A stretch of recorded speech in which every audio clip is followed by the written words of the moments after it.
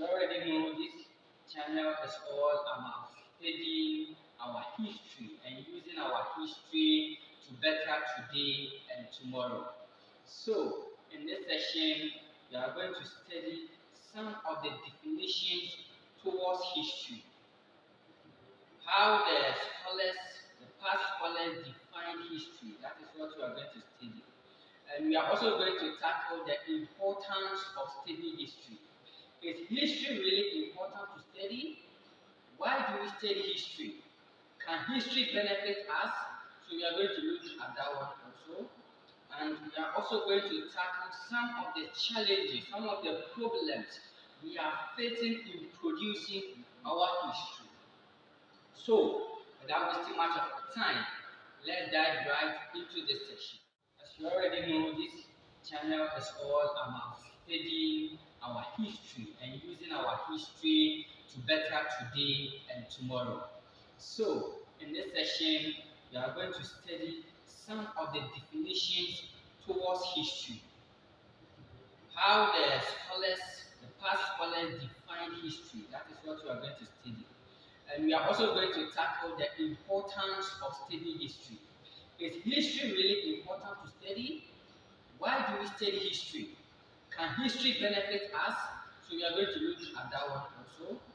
And we are also going to tackle some of the challenges, some of the problems we are facing in producing our history. So, without wasting much of our time, let's dive right into this section. Okay, when we say history, what is history? What is the definition for history? Now we are going to use the definition given to us by the father of history, which is Herodotus.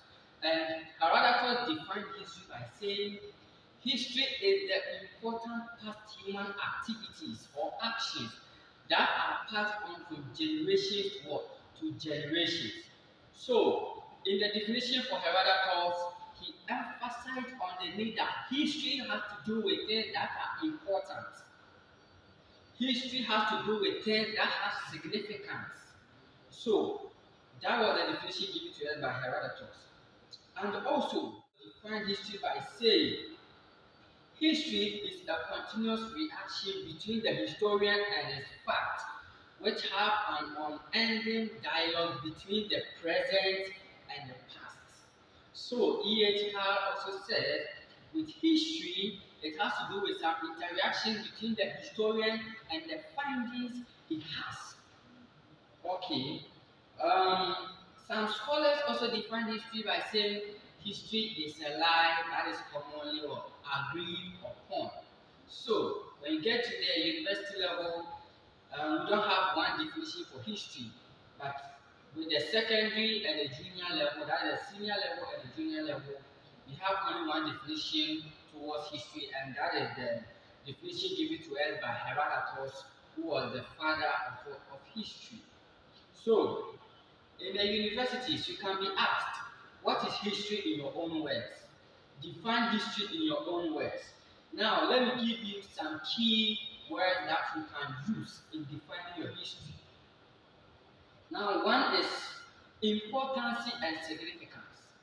When we tell you to define history, you need to emphasize on the point that history has to do with actions or activities that are important to the human life.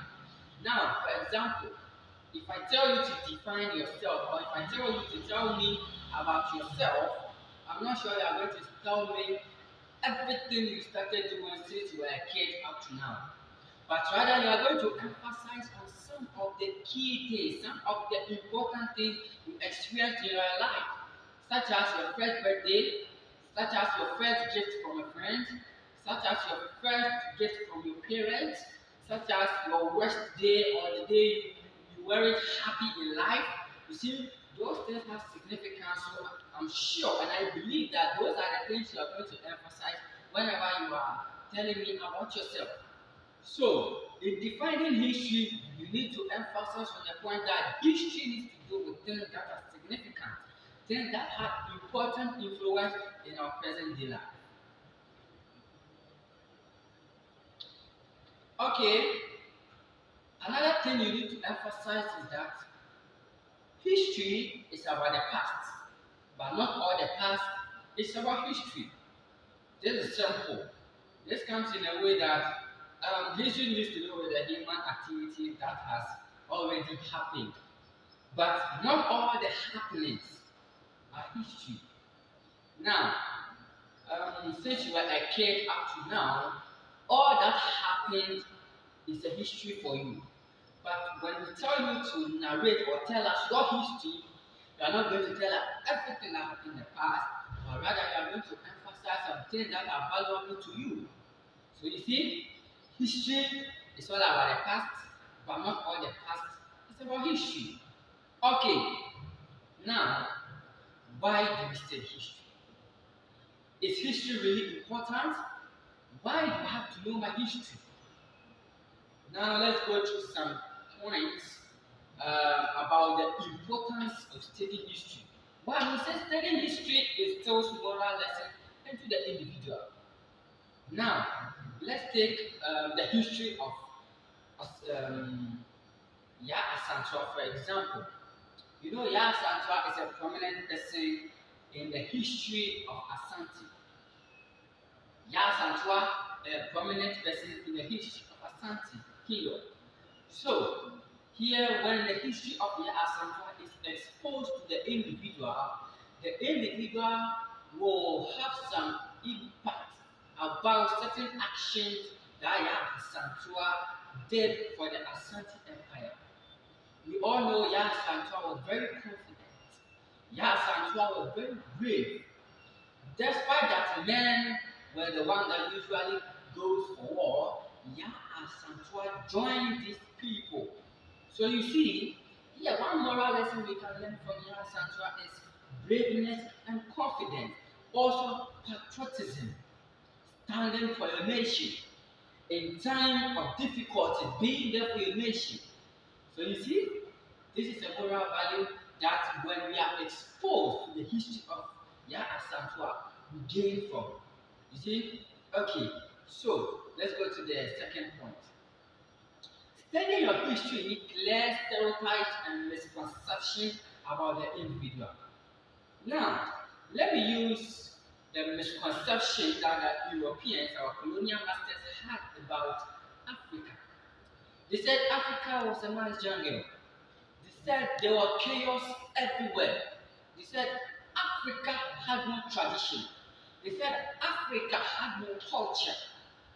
But yet, due to the study of history, we've gone to know and we've come to understand that our forefathers had tradition they moved with.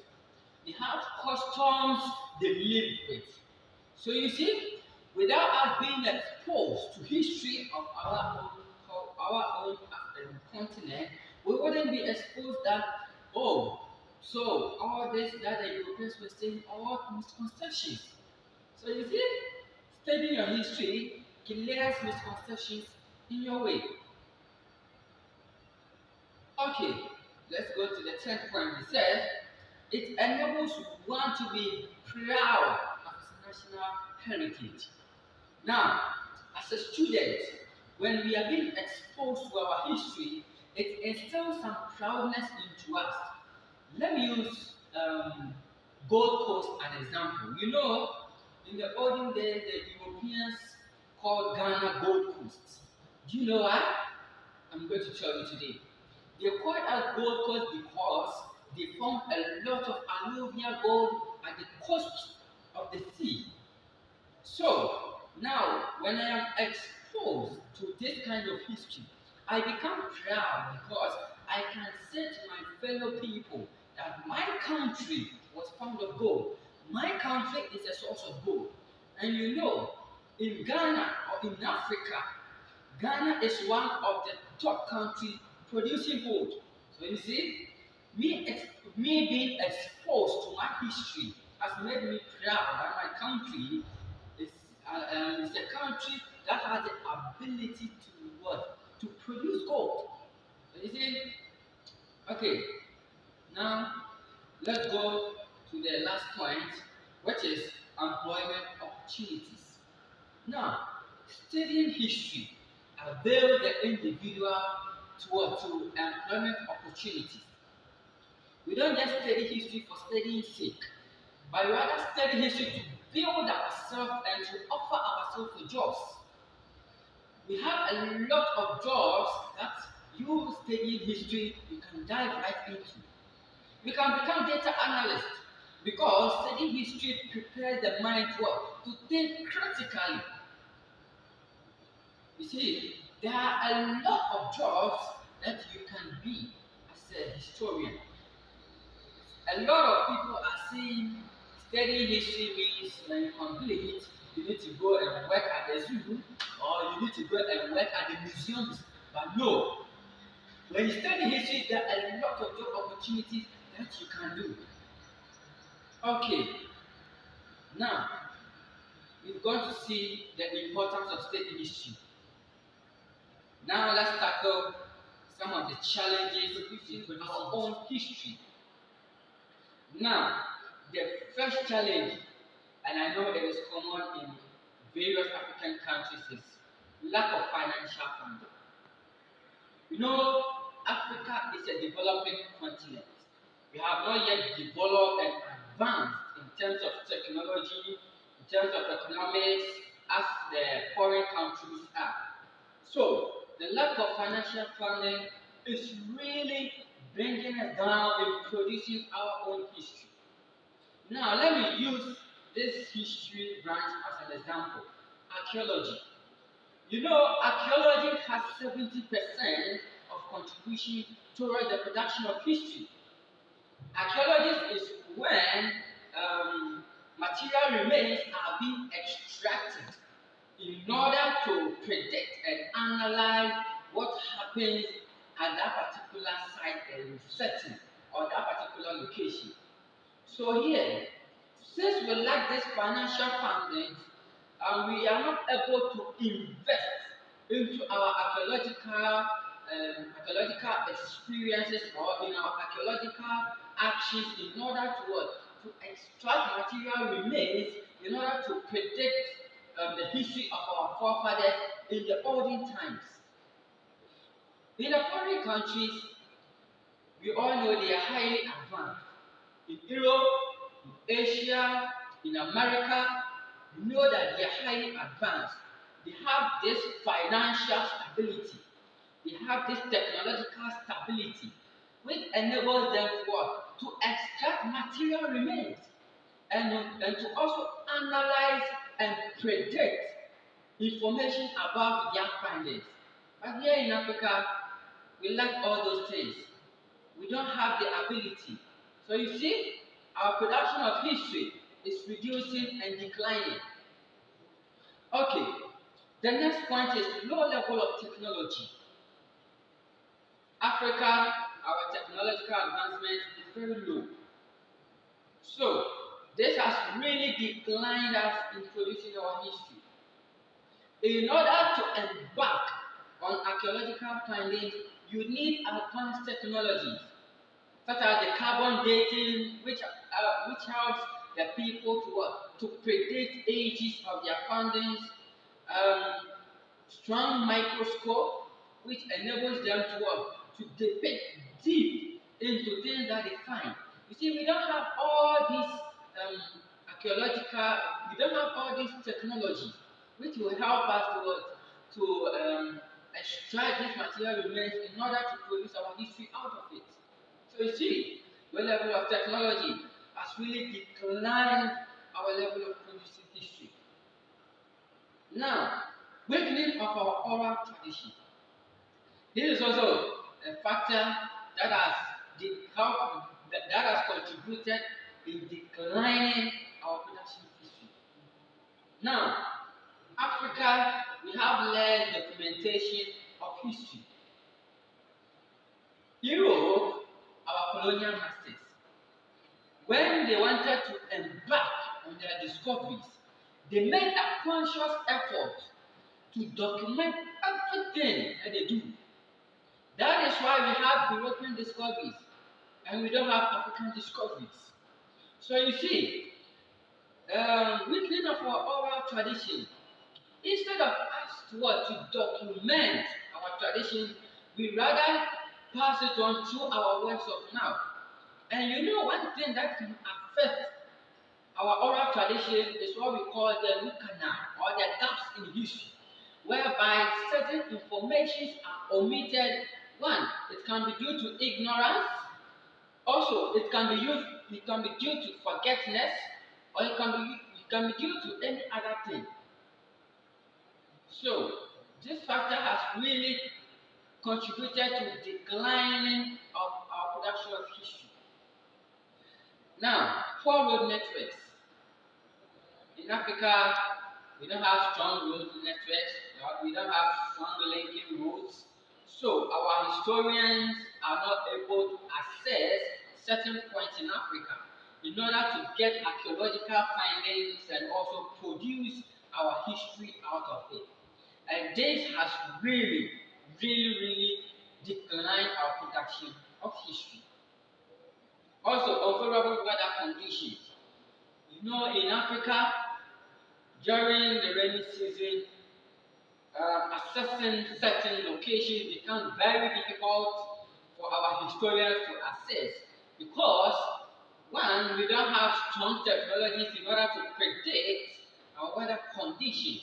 So you see, every time, every day, our historians are being blocked to access certain locations in order to what? To extract archaeological findings and to help produce our history out of it.